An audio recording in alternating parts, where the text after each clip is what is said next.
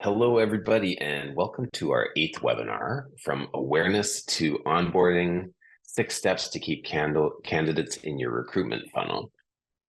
And today, it is just me presenting because our good friend Ed Crow, who's been with me on this whole journey, he is away on holidays with his family. His daughter just graduated from high school, and they've gone on a cruise in the United Kingdom. So I do know for a fact that today he is in Liverpool and he's visiting the Beatlemania Museum and going back to the roots where the Beatles got together. He already sent me a picture of him in a pub having a beer in the pub where the Beatles originated, where they initially started the group.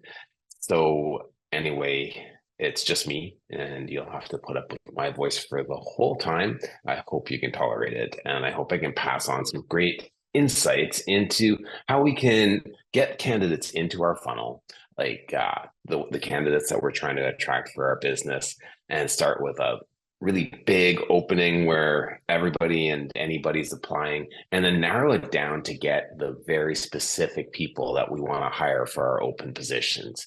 And we all know that it's really changed. The game is completely different in how we go about attracting and interacting with candidates all the way through the process to hiring them and onboarding them and getting them into our companies so that they can engage with us and work and serve our clients. So that's what this whole webinar is. It's kind of a culmination of everything that we've been talking about, from the recruitment strategies to the employment brand to employee engagement versus employee experience.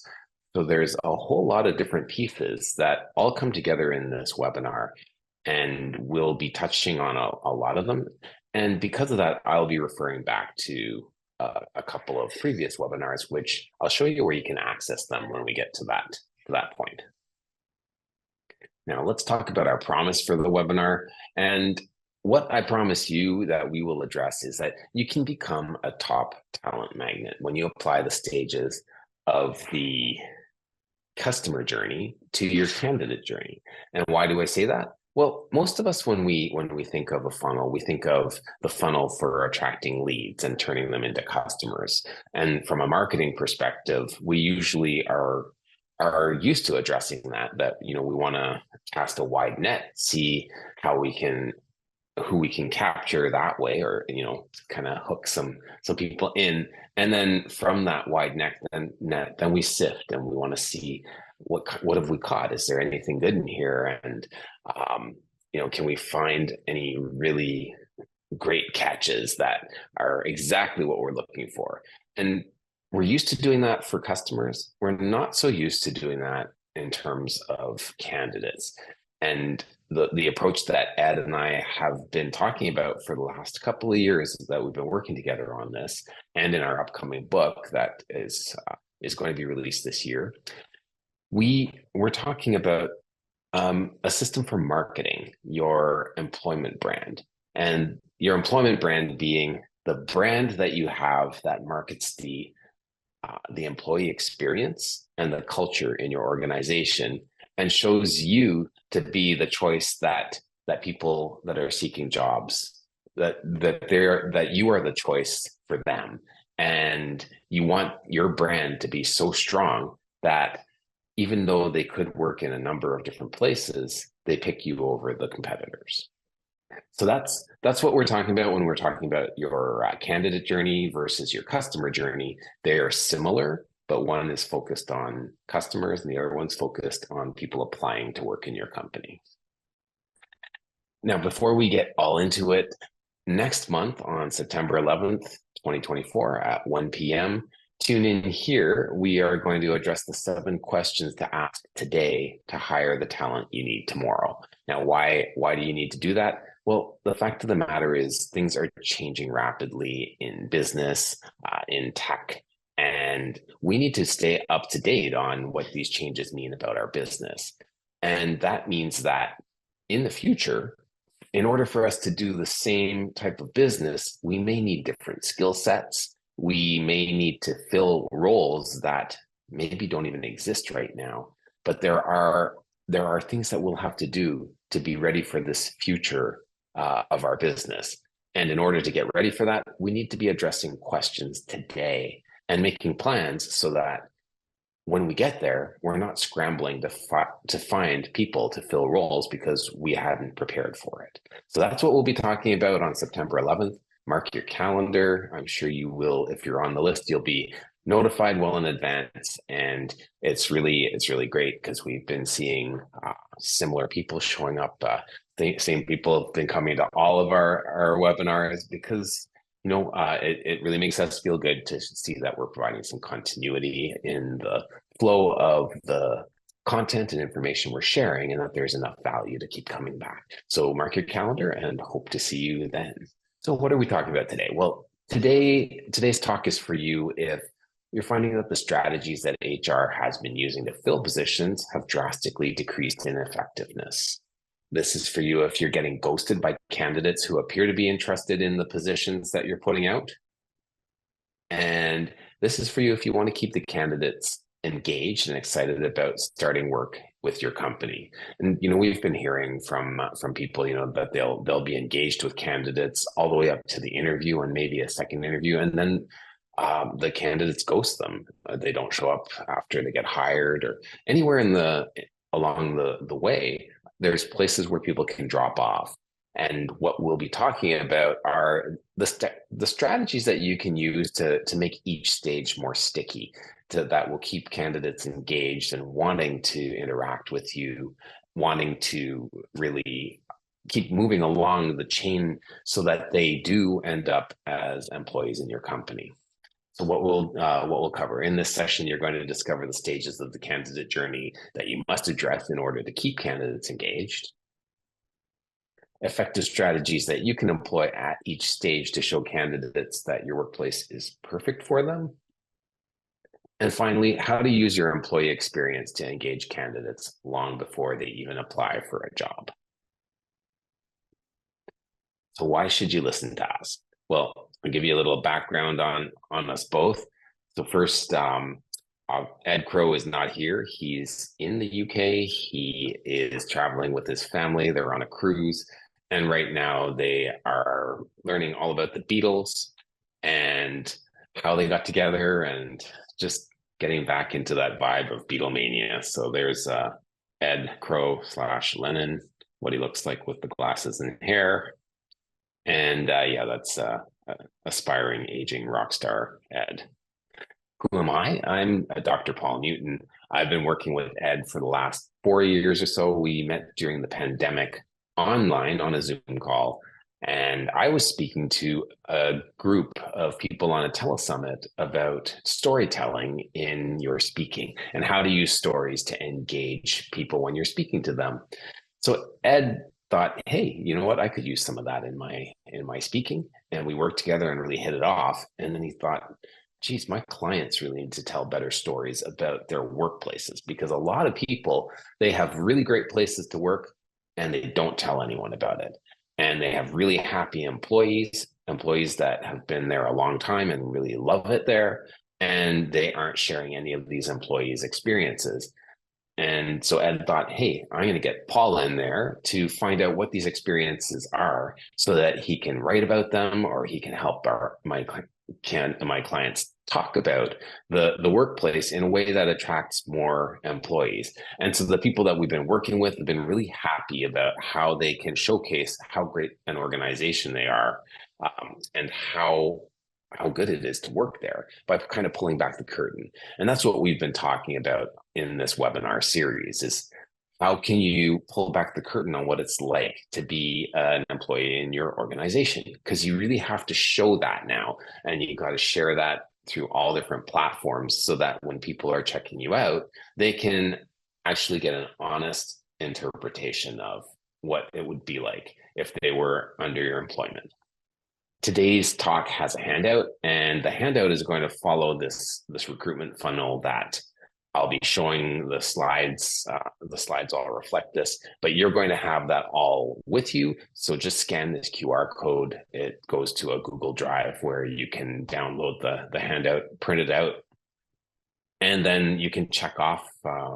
There's all sorts of check boxes, and you can take notes on what each stage is and what we're talking about, and hopefully just get some ideas that you can take away to apply to your business today, or you can apply in HR to your website, in your marketing, and your social media. So I hope that this handout is useful, and that you can follow along with me. So the candidate journey, it is this journey that candidates go through from the point at which you first kind of show up on their radar to the point at which, if they are successful, they end up as a hire in your company and working with you for years. So a recruitment funnel defines the stages of the recruitment process from start to finish. And the journey through the recruitment funnel narrows down the candidate pool until the successful candidate is hired. So there's 3 stages. You've got candidate generation, which is basically a lot like lead generation, right? You do things to stimulate people to become interested in your company. So that starts with awareness and interest. You just, in the population at large, you want to see if there's anyone out there who would be at all interested in working for your company. And then you have candidate nurturing, which is how you take care of those people that express interest. So if you've got some interested candidates in your funnel, you want to make sure that they stay interested and that they keep checking back to see what you've got, because you want to nurture them along until they become employees. So from interest, you want to get them to start considering your company as a place to work. You want them to move beyond that consideration and actually fill out an application, submit their resume, and get into that process where you can start selecting them as candidates and interview them. And then the third part of the process, from nurturing, you go to onboarding, which is how do you get them from that applicant stage to actually coming in for the interview and actually getting on board with you as an employee. So the interview process and the hire come under onboarding. So those are the 3 stages of the candidate journey: candidate generation, candidate nurturing, and onboarding. So if we're looking at those 3 stages, let's look at the funnel. And at each level of the funnel, there are different strategies that can be applied to generate that awareness, or to stimulate each part of the funnel so that the candidates stay engaged. And it's actually with all these checklists, as you do a little self-assessment, you can actually diagnose what part of the candidate journey where you might be dropping the ball. And if you are having trouble keeping that the funnel full, and if you don't have a constant pool of candidates to draw from to fill your open positions, then this exercise and this checklist can help you to identify places where you could up your game and where you can improve in order to keep the candidates flowing through the funnel. So in awareness, as we're generating candidates, what you want to be doing is doing market research. You want to research the talent that is out there. You want to get insights into the data that is very much at our fingertips these days. And you want to do marketing campaigns for candidates based on this research that you do.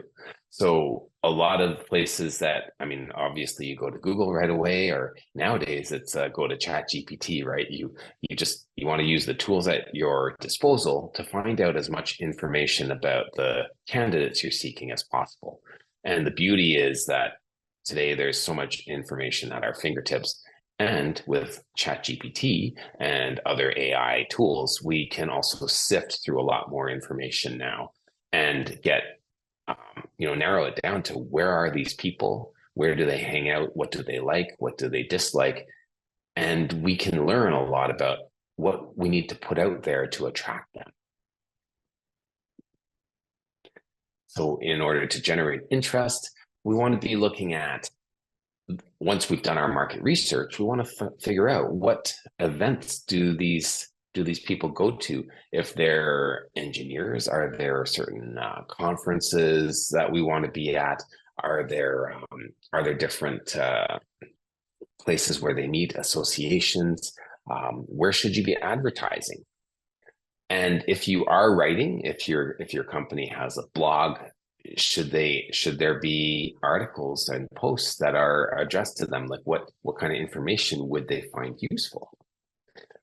Are there industry trade shows that you need to be attending, need to have a booth at? And then when it comes to webinars, could you be offering any sort of training or any industry sort of insights that maybe only you have that you can share to attract them? Because people with certain interests, they go looking for information, and if we know where they're looking for information, we can put our content in front of them.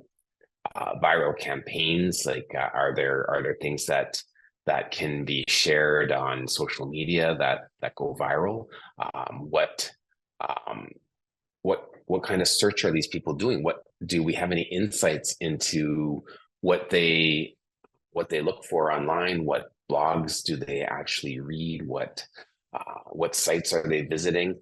Because when we know this information, we can make sure that our company lands in front of them.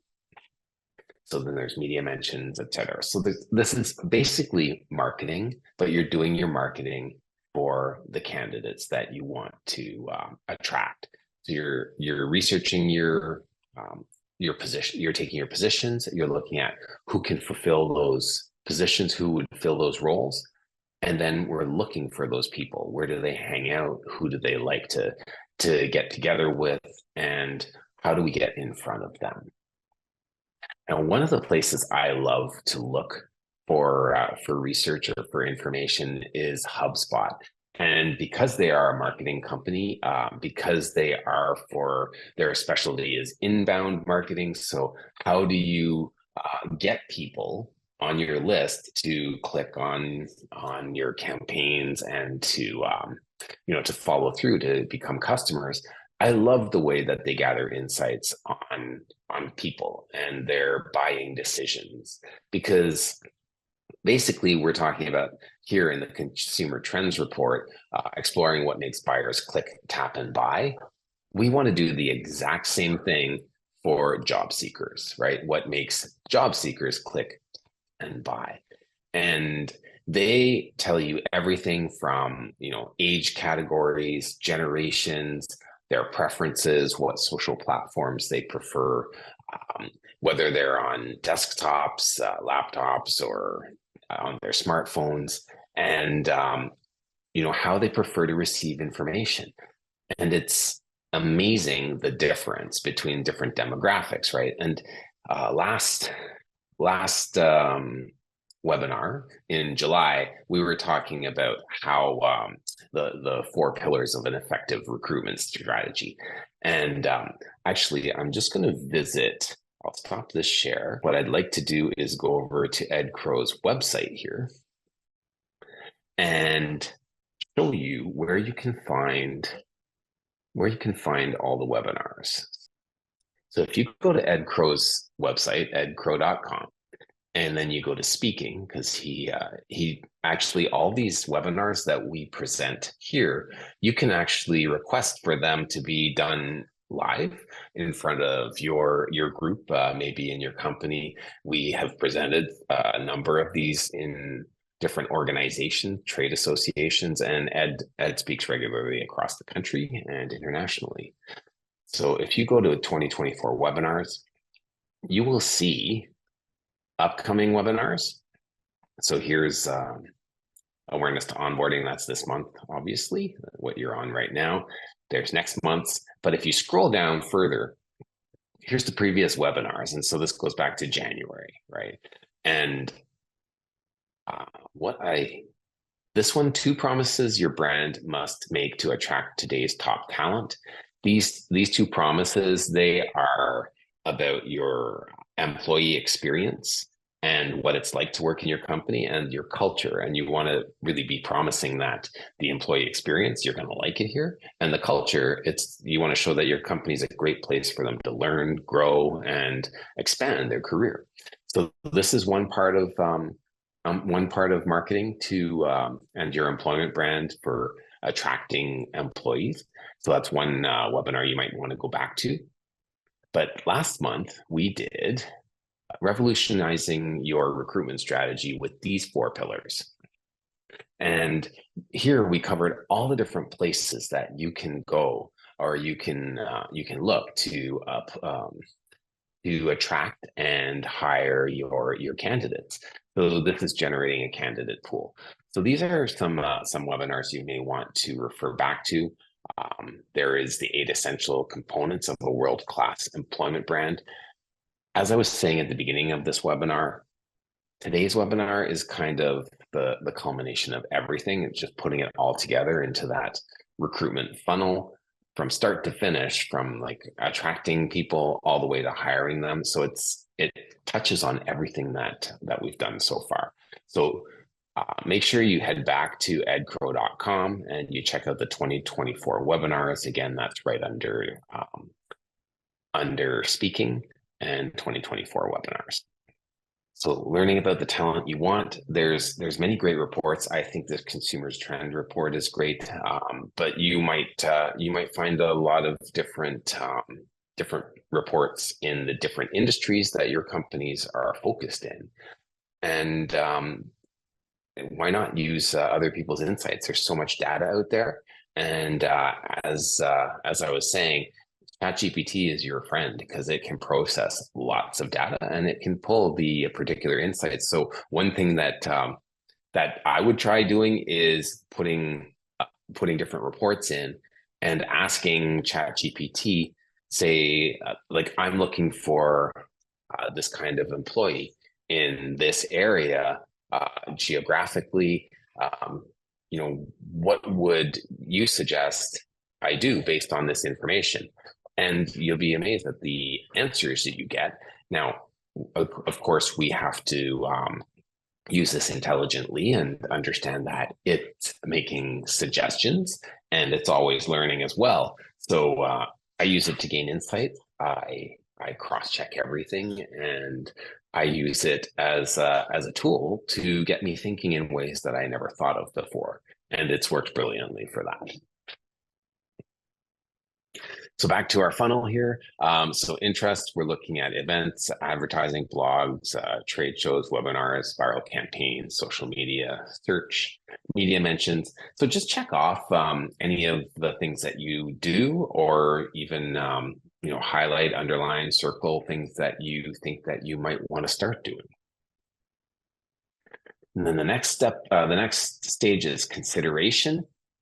And this is where we're getting beyond that point where they're aware of us and they're starting, you're showing up on their radar more often, and they're actually engaging with you. They're starting to maybe they've been on your website, they've been looking at positions and seeing if there are openings, and now we want them checking in with us. And engaging on social media might mean that, okay, you have your company pages on either Facebook or Instagram, or maybe it's through LinkedIn. Depending on your company, it might be TikTok. I don't even go on there, but depending on your industry, you have to check out which social media platforms are appropriate for you and for reaching the candidates that you're looking for. And engagement is a really important part of keeping people in the funnel, because what used to just involve putting out job openings and job posts and us getting a whole lot of people applying, a lot of applicants. Now it's a process of keeping them interested long enough that they stick with the process all the way through to hire. And if we don't work at engaging them, we risk being ghosted. Like they just, their attention spans are so short, and all of us, right? We're so used to, we're in such a distracted state all the time, and there's always something new, bright and shiny flashing, and we end up just chasing that squirrel. Next thing we know, we don't even remember that we had applied for a job somewhere. So it's really important to keep engaged, keep that engagement up. And if people are interacting with your business on social media, you've got to make sure that you keep your side of the engagement, keep it high. So a lot of the good companies that have a lot of the companies that have done a good job with social media, they actually might have like employee side of the of their pages. They might have what life at work looks like, and they might have a page just for job seekers. So I will show you some of that as we go along. Other ways of keeping that consideration high is emailing. So if people did provide their email on your, maybe it's on your job site, on your careers page, maybe you have email campaigns that go out to them, and you send them targeted content based on maybe the positions that you have open or the type of projects that you're working on. They might sign up to get on a newsletter from your company to see what you are involved in, what you're doing in the community. Maybe it's your, maybe it's the things that you're doing socially, environmentally, and they're looking for social proof of the culture in your company. And this goes back to what your employment brand shows. And like I said, go to edcrow.com and check out his speaking under webinars. And we have a whole webinar on your employment brand, where we talk about, providing social proof of what working at the company looks like. And that could be employee videos. It could be just simple candids of them like doing a video on their smartphone, just talking about what they've been working on today, or how much they've enjoyed, supporting a certain cause that your company supports. But the candidates are looking for proof that you have a good culture, that you're a good place to work, and they're checking all of that out before they even apply. So it's important to have these things up on your site. And if you don't know what to do there, just check out your competitors and see who's doing a good job of it. And I'll show you some places you can look, and like where they are doing a good job. And these are some of not necessarily bigger companies, but because you can always check out like Walmart or say Bank of America. These are places where we have actually modeled employment brands after them, because our clients have asked us to model those. But you can also check competitors in your industry. Maybe there's just somebody local who's doing a really great job of marketing their positions. And if they're doing a good job, you can copy them. So it's always good to check out your competitors and see what they're doing to attract their candidates. So engage on the social platforms where people prefer. Here I'm talking about this company called Sheets, and this, I don't remember which webinar it was, but anyway, we were looking at their employment brand, and that they had a really good, they have a really good employment brand that they showcase on their website, but also on social media. And this isn't even their social media page. This was Facebook, but somebody is asking if Sheets is building here, and then they talk about how great a place it is to work, and that was unsolicited. They just saying that it seems to be a good place, and they treat employees well.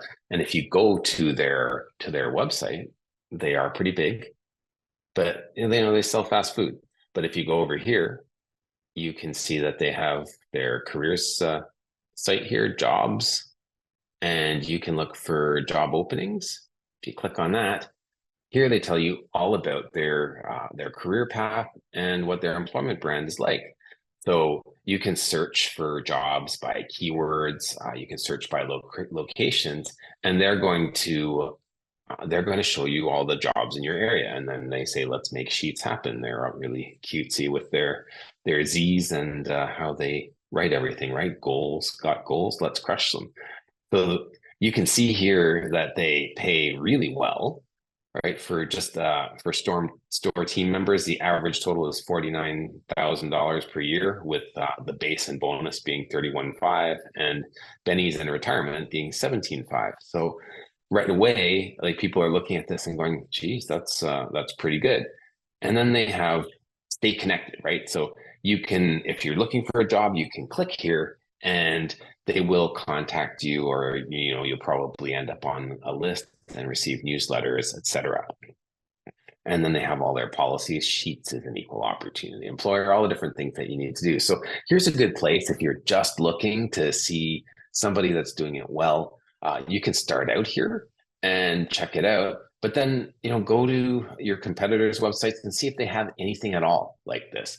But it's something to model. You may not want to have everything that they have up, but you can definitely take pieces. And if you don't have anything and you just add a couple of components, you're going to be doing 100% better than you were doing before. So that's Sheets. So it might be Facebook where you're engaging in social media. It might be Instagram. Again, TikTok, if that works for you, or LinkedIn. But what you want to do on your social platforms is make sure that people understand that it is your branding. So you want your brand to look the same on your website as it does on LinkedIn, as it does on Facebook, as it does on Instagram. And as we move on and we continue engaging with them and they move past that consideration stage, we want to coax them to apply. And you want to make sure that there's an effortless application. And this is really important, right? Because if you make it too complicated, this is what Ed called a business process that can be driving candidates away. And this could mean something like, once they've uploaded their resume, they have to go and fill out a form where they re-enter their name, their address, phone number, and years of experience, and they have to retype in everything that's already in a resume that they uploaded and spent time preparing. And in some cases, we've had people say that it's taken up to 52 clicks to just finish the application process on a site for a company, and that is just not acceptable anymore. People won't do it. Their attention spans are short. They have a low tolerance for this sort of thing, and because there's a lot of people out there looking, they'll just move on. So make sure that you make this as easy as possible. You want to automate as much as possible, and the beauty with AI now is that a lot of sites will interact with the client. Just you can get a service that will interact with the client and keep them engaged and provide you with updates on where they are in the process, so you'll know if somebody is interested enough and you should be actually taking over and interacting with them. But make sure that that every step, that if somebody expresses interest, they're not waiting long to hear back from you, because again, they move on. And at this point, they're checking out, as well as you are checking out, the company culture fit. You're checking out their experience and their expectations, and they're checking the same thing out on your end. They want to see what do our expectations match? Do we have a win-win here? And then the follow-up, if you can automate that, the more that you automate everything and make sure that nothing slips through the cracks, the better you're going to do in this candidate journey. So companies that have it all automated, and the person in charge of hiring is getting updates on a regular basis so that they know exactly where people are in the funnel, and they know what type of touch points are necessary to keep people engaged. They're the ones that do better with keeping that pool of candidates moving along, and they don't end up with having empty spots, right? All their job openings get filled in a timely manner. So making it easy to apply on Sheets, it's really easy. Like right under jobs, you can you can scroll down and click to apply, and you can choose exactly which job you're applying to, what state, what roles, what level of a role are you looking for. It's all right there. And I told you before, like there are companies that are doing the social media side of things really well. Well, HubSpot, like this is their jam, right? They show you how to get inbound customers, right? So from your social media to your website to maybe to engaging with you offline, and definitely you're going from online to offline when you are hiring candidates or onboarding people, because you want them to go beyond the clicking and beyond the stalking you on social media to interacting with you in person, or maybe they're interacting with you virtually but still interacting. And HubSpot does a great job, because a lot of their positions are virtual, but they do a great job of showing what life at HubSpot is. And so this site is HubSpot Life, and it just pulls back the curtain on what it's like to work at HubSpot. So all the research I've done on them and the different ways that we've used them as a case study has shown me that, hey, this is a place that I'd like to work. Even though I'm not looking for this kind of work, I see people getting together, and I see people happy and doing really fun, really cool things. And I think, geez, that community looks great. Not only is it a place to work, but it's a place to get support.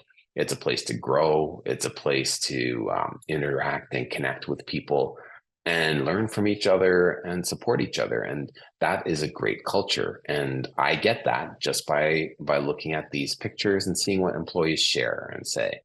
And I don't know what happened to it. They used to have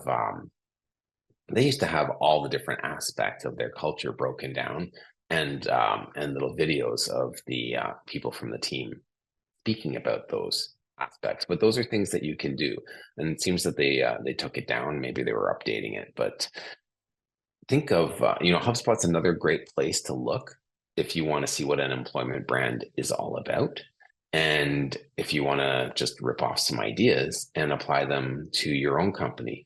And this is the thing that Ed and I are always sharing, is that you don't have to be a big company with an unlimited budget for marketing or to dump into your HR department. You just need to get people to do some posts for you. You just need to get simple videos, like somebody recording something on their phone saying, hey, we just finished this project and we're really proud of the results that we got. Or, if you get somebody that's, I got to use all my skills to the best of my ability, and I'm really proud of the results I got. It's great to be doing this for the community. Those sort of things really inspire people.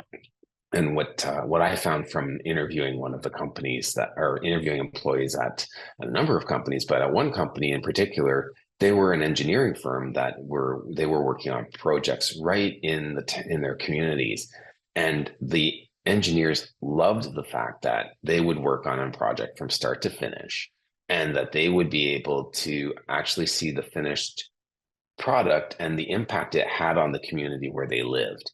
And that was really inspiring for them, and it inspired me. And what we used that for was to position them as a place that competed with really big firms, where the employees, they only got to work on parts of projects, and a lot of projects that they worked on, they never saw the completion of them, and they never got to experience the pride of having the impact in the community and saying, I did that. And so that is something that speaks to a very specific kind of person. Somebody might be looking for that and be more willing to work in a company that's not necessarily less established, but it's not as big, maybe doesn't have the same sort of perceived stability as a big giant corporation. But they might be looking for the perks and the types of things that a smaller to mid-sized company can offer that larger companies just can't because of their sheer size. So sharing these sort of things on social media, in maybe creating an account like this that features just posts from employees about work at your company. Obviously, you need to set some guidelines, but if you have good company values and a good culture, and people know how to interact with your culture, you usually can, with some very simple guidelines, just let it go, and they'll do a good job for you. All right, so back to the candidate journey. So now we're at the application process. So make sure that it's easy for them to apply. And if people apply, that it doesn't go into the void, and they don't know what happened, because we get annoyed when candidates ghost us. Well, they got sick and tired of us ghosting them. So that's why it's really important, and to be respectful, to acknowledge the applications, tell people, what can they expect? And it doesn't have to be like, oh, you know what, I'm going to call you back same day, even though some companies are doing that. One of our clients, a bank that recruits the frontline positions, they are, once they get an application, they're reaching out within the same day, and if they haven't already reached the person within 24 hours, it's, by the next day, they are definitely reaching out. And everything right down to the onboarding can happen within 48 hours to 72 hours. So that's sort of the speed things are happening at. And I had people saying, well, aren't people giving 2 weeks notice or anything? Well, certainly. And upon interaction with people, they were saying, yeah, most people still do give 2 weeks notice, but there's a percentage of people that are just jumping ship. And it's just the times have changed, and we just need to accept that with these changes, there are things that we can't impact their behavior, but we can learn from how the trends and how different generations are behaving, and adapt our systems to that. And so that's what we're talking about right here. So down to the interviewing, again, we're exploring, is there a company and culture fit, and can they meet our expectations, and can we meet their expectations? The culture is very important here. So maybe you're bringing them in. Perhaps they're doing a trial sort of shift, or they're experiencing the company culture firsthand, getting a taste of the employee experience. And this might be part of your onboarding process, but these are things that are really important to do. One place, again, HubSpot, where they do a really great job, is they have a culture code. So they have a company culture deck, and if you go to their website and you go to their careers page, you'll find this culture code. And it's just so nice, because they talk about their values, and they talk about creating a company that we love. And so what you want to do as people that are working in HR is you want to make sure that your company values are being reflected through the marketing you're putting out, through the different activities that you're showcasing. You want to really find good examples of your company values. And so HubSpot does a great job of showing this in their culture deck. They talk all about what it means to work at HubSpot. They talk about why they exist. And the people that work there, they want to be part of this, and the values really speak to them. And then finally, as we move on to the hire, this is the final stage in the candidate journey. And if you've had a match all the way along, and you've been engaging with the candidate all the way through, and they make it this far, they end up as part of your team. And this is not the end of the candidate journey, because as the candidate becomes part of your culture, and they're working in your company, and now they're having the employee experience, their experience and their feedback is really important to continuing to maintain your employee experience in alignment with your company values, and making sure that it's not only continuing to reflect the company values and why your company was founded in the first place, but it continues to improve and strengthen your employment brand. Because obviously you can't please everyone, and not every part of the job is rosy and fun, but learning how you can continue to support your employees and to strengthen that employee experience so that even when things are tough and even when you're asking a lot of them, they know that you've got their back, and they know that you're going to do everything you can to support them. This comes from an open dialogue, and this is where Ed and I really help people out, because we'll come on board and we'll engage with the employees.